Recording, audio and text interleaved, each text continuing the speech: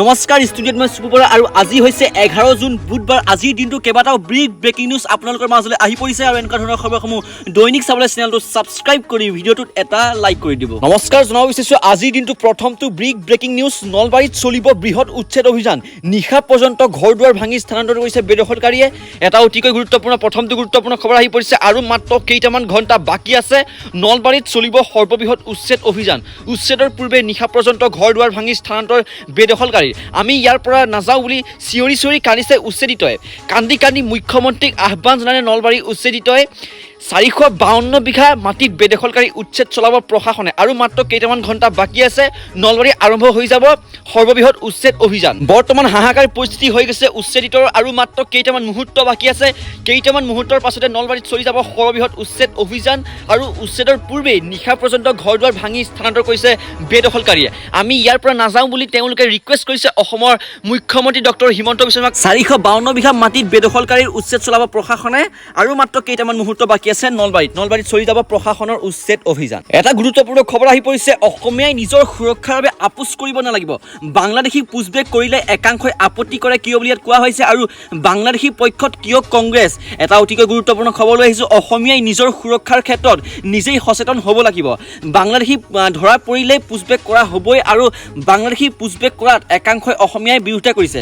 বাংলাদেশী পুছবেক কৰাত একাংশই অসমীয়াই ইয়াৰ বিৰোধিতা কৰিছে আৰু গুজৰাটৰ পৰা বাংলাদেশী যেতিয়া পুছবেক কৰা হ'ল তেতিয়া কিন্তু কোনো ধৰণৰ বিৰোধীয়ে এখনো আবেদন নপৰিলে। বিৰোধীৰ একো আবেদন দেখা পোৱা নগ'লে। কিন্তু অসমত কিয় একাংশই পুছবেকৰ বিৰোধিতা কৰিছে?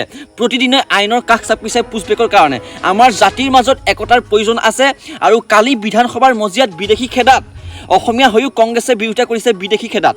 অসমীয়া হৈও কংগ্ৰেছে বিৰোধিতা কৰিছে বিদেশী খেদাত আৰু কংগ্ৰেছে বিধানসভাৰ মজিয়াত মুকলিকৈ বিদেশী খেদাত বিৰোধিতা কৰিছে বুলি ইয়াত কোৱা হৈছে। আৰু ইয়াৰ পাছতো কোনো সংগঠনে প্ৰতিবাদ কৰা নাই বুলি কৈছে। ইয়াৰ পাছতো কোনো সংগঠনে প্ৰতিবাদ কৰা নাই। কংগ্ৰেছৰ যি বিৰোধিতা দেখিবলৈ পোৱা গৈছে আৰু বিদেশী বহিষ্কাৰ ভাৰতীয় আইন অনুসৰি হ'ব বুলি ইয়াত কোৱা হৈছে। বিদেশী বহিষ্কাৰ ভাৰতীয় আইন অনুসৰি হ'ব আৰু বাংলাদেশী আইনৰ অনুসৰি ইয়াত নহয় বুলি ইয়াত কোৱা হৈছে। আৰু 1950 চনৰ পৰাই জৱাহৰলাল নেহৰুৱে অসমত বিদেশী থকাটো বিচাৰিছিল বুলি কোৱা হৈছে। আৰু সংবাদ মেলতেই বাংলাদেশৰ ফেচবুকৰ কথা উদঙাই দিলে অসমৰ মুখ্যমন্ত্ৰী ডক্টৰ হিমন্ত বিশ্ব শৰ্মাই। বাংলাদেশৰ মৈমন সিঙৰ ফেচবুক ব্যৱহাৰকাৰীয়ে কংগ্ৰেছৰ পোষ্টত লাইক কৰে বুলি কোৱা হৈছে। আৰু অসমৰ মুখ্যমন্ত্ৰী ডক্টৰ হিমন্ত বিশ্ব শৰ্মাৰ এইটো ডাঙৰ মন্তব্য আহি পৰিছে। পুনৰবাৰ জনাবলৈ চেষ্টা কৰিছোঁ অসমীয়াই নিজৰ সুৰক্ষাৰ বাবে আপোচ কৰিব নালাগিব। বাংলাদেশী পুছবেক কৰিলে একাংশই আপত্তি কৰে। অসমৰ মুখ্যমন্ত্ৰী ডক্টৰ হিমন্ত বিশ্ব শৰ্মাৰ ডাঙৰ ঘোষণা। অসমীয়াই নিজৰ সুৰক্ষাৰ ক্ষেত্ৰত নিজেই সচেতন হ'ব লাগিব বুলি কৈছে। আৰু বাংলাদেশী ধৰা পৰিলে পুছবেক কৰা হ'বই।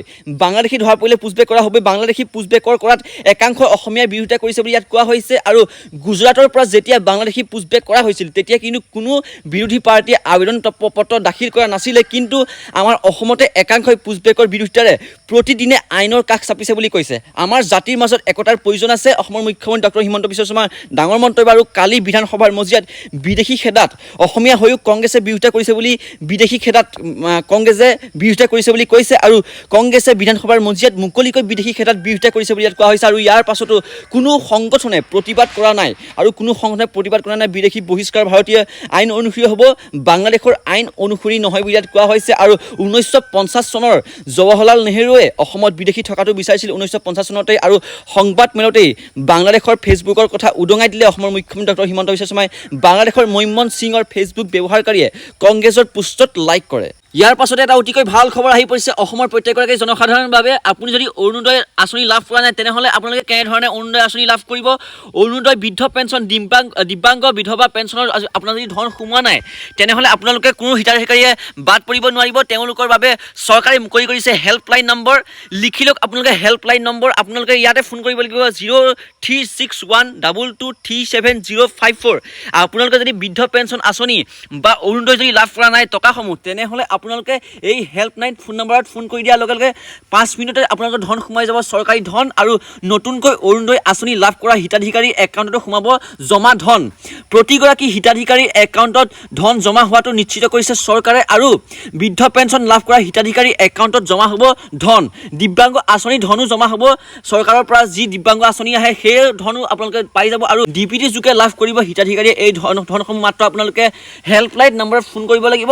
মই হেল্পলাইন নম্বৰটো আকৌ এবাৰ ক'বলৈ চেষ্টা কৰিছোঁ আপোনালোকে ফোন নম্বৰটো নোট কৰি ল'ব 036122370054 আকৌ এবাৰ ক'বলৈ চেষ্টা কৰিছোঁ 036122370054 আপোনালোকে ফোন কৰি দিয়াৰ লগে লগে মাত্ৰ 5 মিনিটৰ ভিতৰতে আপোনালোকৰ একাউণ্টত সোমাব ধন আৰু যোনসকলে নতুনকৈ অৰুণোদয় আঁচনি লাভ কৰিছে সেইসমূহে পাব এই ধনসমূহ আৰু প্ৰতিগৰাকী হিতাধিকাৰীৰ একাউণ্টত ধন জমা হ'ব আৰু ধন জমা হোৱাটো নিশ্চিত অসম চৰকাৰে নিশ্চিত কৰি দিছে আৰু বৃদ্ধ পেঞ্চন লাভ কৰা হিতাধিকাৰীও এই টকাসমূহ পাব আৰু দিব্যাংগ আঁচনিৰ ধনো জমা হ'ব এই আপোনালোকৰ একাউণ্টত ইয়াৰ পাছতে এটা ব্ৰেকিং নিউজ আহি পৰিছে উৎকট গৰমতে ABMCৰ তীব্ৰ প্ৰতিবাদ বিদেশীৰ নামত প্ৰকৃত ভাৰতীয়ক অন্যায় কিয় তেওঁলোকে দাবী কৰিছে ABMCয়ে তীব্ৰ প্ৰতিবাদ কৰিছে আৰু বিদেশীৰ নামত প্ৰকৃত ভাৰতীয়ক অন্যায় কিয় বুলি তেওঁলোকে কৈছে আৰু উৎকট গৰমতে ABMCৰ তীব্ৰ প্ৰতিবাদ দেখিবলৈ পোৱা গৈছে প্ৰকৃত ভাৰতীয়ই নাগৰিকৰ ওপৰত বিদেশীৰ নামত চলা হাৰাশাস্তি সহ্য কৰা নহ'ব বুলি তেওঁলোকে কৈছে আৰু চৰকাৰৰ পৃষ্ঠপোষকতাৰে প্ৰকৃত ভাৰতীয় নাগৰিকক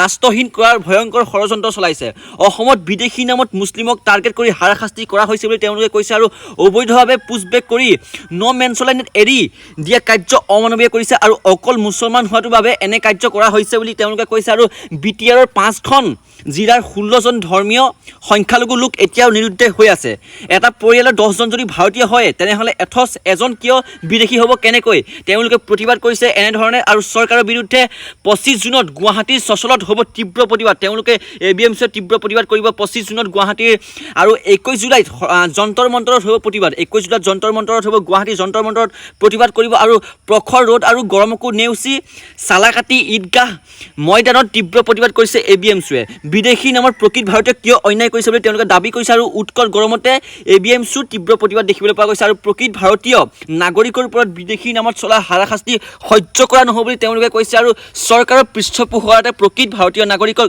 ৰাষ্ট্ৰহীন কৰাৰ ভয়ংকৰ ষড়যন্ত্ৰ চলাইছে বুলি তেওঁলোকে কৈছে অসমত বিদেশী নামত মুছলিমক টাৰ্গেট কৰি হাৰাশাস্তি কৰা হৈছে বুলি ABMCয়ে প্ৰতিবাদ কৰিছে আৰু অবৈধভাৱে পুছবেক কৰি মেনচলাইনত এৰি দিয়া কাৰ্য অমানৱীয় বুলি তেওঁলোকে কৈছে আৰু অকল মুছলমান হোৱাৰ বাবে এনে কাৰ্য কৰা হৈছে বুলি তেওঁলোকে প্ৰতিবাদ কৰিছে আজি দিনটো পিছৰটো ব্ৰেকিং নিউজ আহি পৰিছে সাৱধান হৈ যাওক আপোনালোকে বিপদজনক ৰূপত বাঢ়ি পৰিছে COVID-19 কেছ নভেল কৰোনা ভাইৰাছৰ ইউটাৰ্ণ আহি পৰিছে এছিয়াত ভাৰতত এই পৰ্যন্ত আক্ৰান্ত হৈছে 6491 লৈ বৃদ্ধি পোৱা দেখিবলৈ পোৱা গৈছে সাৱধান হৈ যাওক আপোনালোক বিপদজনক ৰূপত বাঢ়ি আছে COVID-19 কেছ নভেল কৰোনা ভাইৰাছৰ ইউটাৰ্ণ আহি পৰিছে এছিয়াত আৰু বিশ্ব স্বাস্থ্য সংস্থা অৰ্থাৎ WHOৰ দ্বাৰা এই শ্ৰেণীবিভাজনৰ অনুসৰি দুটা ভেৰিয়েণ্ট এক্টিভ আছে বুলি কোৱা হৈছে আৰু LF7 আৰু NB.1.8.1ৰ সংক্ৰমণ বাঢ়িছে বুলি কোৱা হৈছে WHOয়ে মনিটৰিঙত ৰাখিছে এই দুটা ভেৰিয়েণ্ট আৰু উদ্বেগজনকভাৱে ভাৰত আৰু চীন আৰু এছিয়াৰ অন্যান্য অঞ্চলত বৃদ্ধি পাইছে কোভিডৰ কেছ আৰু দ্ৰুতগতিত বৃদ্ধি হোৱা COVID-19 সংক্ৰমণক লৈ চিন্তিত চিকিৎসক আৰু বিশেষজ্ঞ বৰ্তমান ভাৰতত 6491 লৈ বৃদ্ধি পোৱা গৈছে কোভিডৰ সংক্ৰমণ আৰু বৃদ্ধি পাই গৈছে কেৰালাত সৰ্বাধিক হৈছে আৰু 1957 জন বৃদ্ধি হৈছে কেৰালাত সৰ্বাধিক হৈছে আক্ৰান্ত কৰোনা ভাইৰাছত এটা ব্ৰেকিং নিউজ আহি পৰিছে গোৱালপাৰা চহল বেদখলকাৰী কবলত কংগ্ৰেছ চৰকাৰৰ দিনত গোৱালপাৰাত মাটি পোৱা লোকলৈ সাৱধানবাণী দিছে অসমৰ মুখ্যমন্ত্ৰী ডক্টৰ হিমন্ত বিশ্ব শৰ্মা আৰু গোৱালপাৰা চহৰত বেদখলক লৈ ভয়ংকৰ তথ্য আগবঢ়াইছে অসমৰ মুখ্যমন্ত্ৰী ডক্টৰ হিমন্ত বিশ্ব শৰ্মাই বাগবোৰৰ পৰা কংগ্ৰেছ চৰকাৰৰ দিনত হাজাৰ হাজাৰ মানুহ আহিছে গোৱালপাৰাৰ পূব সংখ্যালঘুত পৰিণত হৈছে হিন্দু গোৱালপাৰাৰ পূব সমষ্টিৰ জনগাঁথনি পূৰ্বৰ দৰে কৰাত পৰিকল্পনা কৰিছে চৰকাৰে আৰু বাগবোৰৰ পৰা নদী ভঙা বুলি হাজাৰ হাজাৰ লোক সোমাই গ'ল গোৱালপাৰাত বাগবোৰৰ পৰা নদী ভঙা বুলি হাজাৰ হাজাৰ লোক সোমাই গ'ল গোৱালপাৰাত এইটো অসমৰ মুখ্যমন্ত্ৰী ডক্টৰ হিমন্ত বিশ্ব শৰ্মাই ভয়ানক বিস্ফোৰক মন্তব্য কৰিছে আৰু বৰপেটাৰ লোকসকলকো গোৱালপাৰাত কিয় মাটি দিব লাগে বুলি তেওঁ কৈছে আৰু বৰপেটাতে মাটি দিব লাগিছিল বুলি অসমৰ মুখ্যমন্ত্ৰী ডক্টৰ হিমন্ত বিশ্ব শৰ্মাই কৈছে আৰু সেই মানুহখিনিক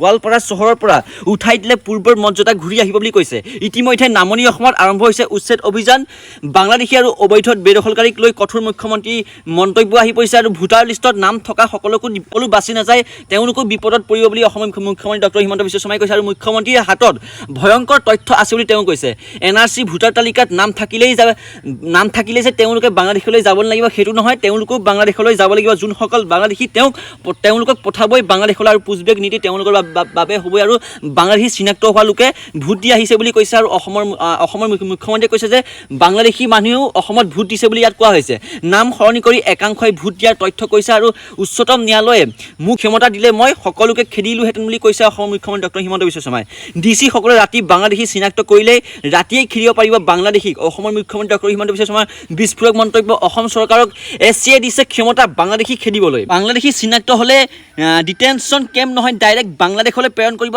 চৰকাৰে আৰু 1971 পিছত অহা সকলো লোককেই বাংলাদেশত যাব লাগিব বুলি কৈছে অসমৰ মুখ্যমন্ত্ৰী ডক্টৰ হিমন্ত বিশ্ব শৰ্মা আৰু চৰকাৰে গোৱালপাৰাত চহৰত বেদখলক লৈ ভয়ংকৰ তথ্য দাখিল কৰিছে মুখ্যমন্ত্ৰী ডক্টৰ হিমন্ত বিশ্ব শৰ্মাই পৰৱৰ্তী খবৰ আহি পৰিছে নামঘৰ মন্দিৰ সংঘৰ বাবে ভূমিত আবণ্টন 1011 অব্যক্তিগত অনুষ্ঠানে লাভ কৰিব ভূমি নামঘৰ মন্দিৰ সংঘৰ বাবে ভূমিত আবণ্টন জনাইছে আৰু 1011 অব্যক্তিগত অনুষ্ঠানে লাভ কৰিব ভূমি আৰু ভূমি আবণ্টন ৰাজ্যৰ কেবিনেটৰ অনুমোদন শোণিতপুৰত 464 আৰু গোলাঘাটত 306 মাজুলীত 205 কামৰূপৰ 36 অব্যক্তিগত অনুষ্ঠানলৈ ভূমি আবণ্টন কৰিছে আৰু 164 চৰকাৰী শিক্ষা প্ৰতিষ্ঠান আৰু কাৰ্যালয় প্ৰতিষ্ঠান স্বাস্থ্য প্ৰতিষ্ঠান অংগনবাড়ী কেন্দ্ৰটো ভূমি আবণ্টন কৰা হৈছে শোণিতপুৰত 108 আৰু গোলাঘাটত 38 এনে অনুষ্ঠানক লৈ দিয়া হৈছে ভূমি আৰু নামঘৰ মন্দিৰ সংঘৰ বাবে ভূমিত আবণ্টন জনাইছে আন এক গুৰুত্বপূৰ্ণ খবৰ আহি পৰিছে ৰাজ্যৰ লাখ লাখ শিক্ষাৰ্থীৰ বাবে আহি পৰিছে ডাঙৰ খবৰ পুৱা 7:30 বজাৰ পৰা আৰম্ভ হ'ব পাঠদান আৰু